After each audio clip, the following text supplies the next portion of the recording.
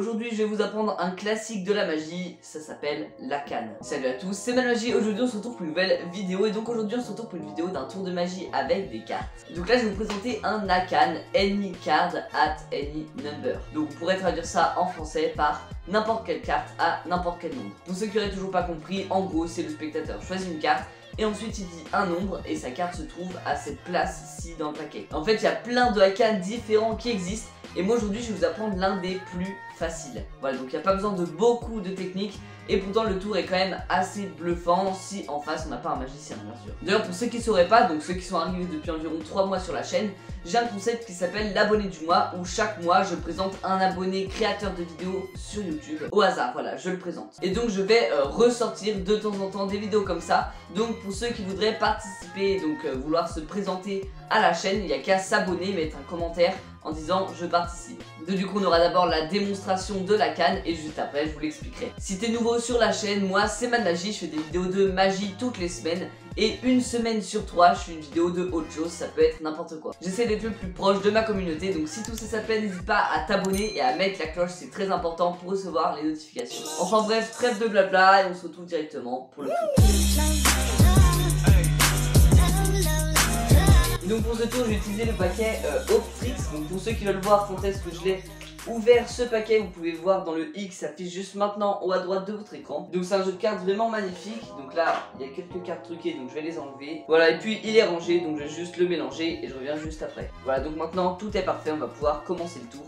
Donc déjà, le spectateur choisit une carte au hasard dans le paquet. Donc là, j'ai pas de spectateur, donc je vais prendre la carte à sa place. Voilà, donc par exemple, juste celle-ci, voilà, le 3 de trèfle. Donc c'est pas dérangeant qu'on la regarde ici. On va juste venir la remettre dans le paquet, dans un petit éventail, juste comme ça. Hop, et le petit éventail qu'on va remettre dans le paquet, voilà, de sorte à ce qu'elle soit dans le paquet, bien sûr. On fait un petit mélange pour ne rien laisser à l'évidence, ne rien laisser au hasard. Bref, donc je remets ça juste ici. Et ensuite le spectateur va choisir un numéro entre 1 et 54 ou 52, ça dépend si vous avez les jokers ou non. Et en fait, il va venir nous dire un numéro, donc imaginons la ligne 10-17, donc pareil ça aurait pu être n'importe quel numéro. Donc, et nous on va compter avec le spectateur 2 cartes, 3 cartes, 16 et 17. Donc là le spectateur, on va remettre les choses dans l'ordre. On a mélangé le jeu de cartes. Le spectateur aurait pu le mélanger lui-même au début du tour. Il a choisi une carte lui-même au milieu du jeu de cartes. Je lui étendais comme ça le jeu de cartes, il a pris une carte. J'ai remis la carte clairement dans le paquet, dans un éventail, etc. On a fait un petit mélange pour terminer le tour. Et ensuite le spectateur nous a dit un numéro, celui qu'il désirait.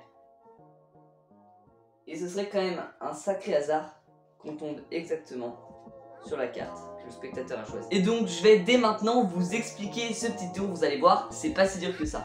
Et donc maintenant on va faire les explications. Et ce que je trouve bien dans la magie, c'est qu'on peut faire des tours assez impressionnants mais super facilement. Il y a des Akan super difficiles sur YouTube avec des techniques assez techniques justement. Et en fait là c'est un tour avec des techniques de base qui quand on commence la magie on est presque obligé de savoir et des choses assez simples à réaliser, etc.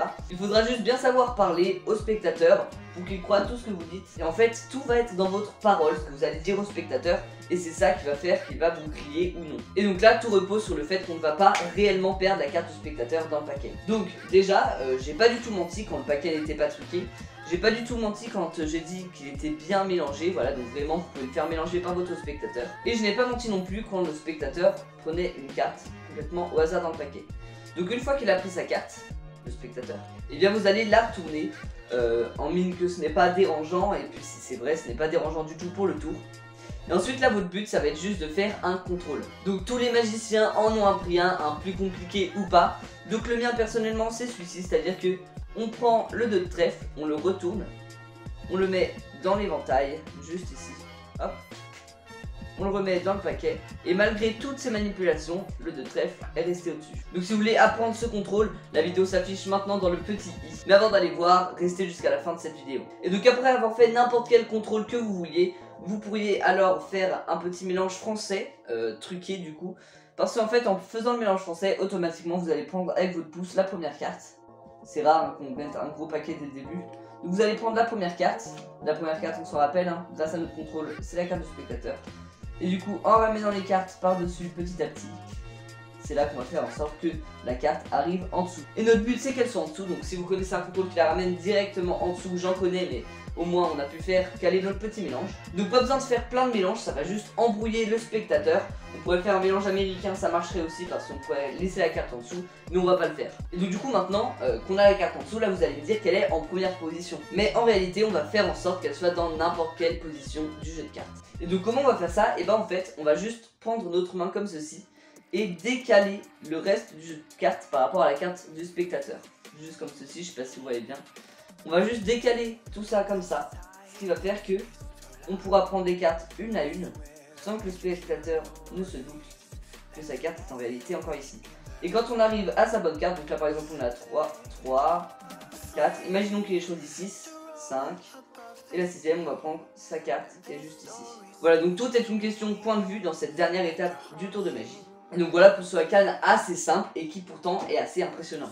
S'il y a des techniques ou des tours de magie que tu voudrais que je t'apprenne, comme certains mélanges, contrôles ou quoi que ce soit, n'hésite pas à me le dire en commentaire et je ferai une vidéo. Et sinon clique juste ici pour un nouveau tour de magie avec des cartes. En tout cas j'espère que tu as bien aimé ma vidéo et nous on se laisse à la prochaine. Salut!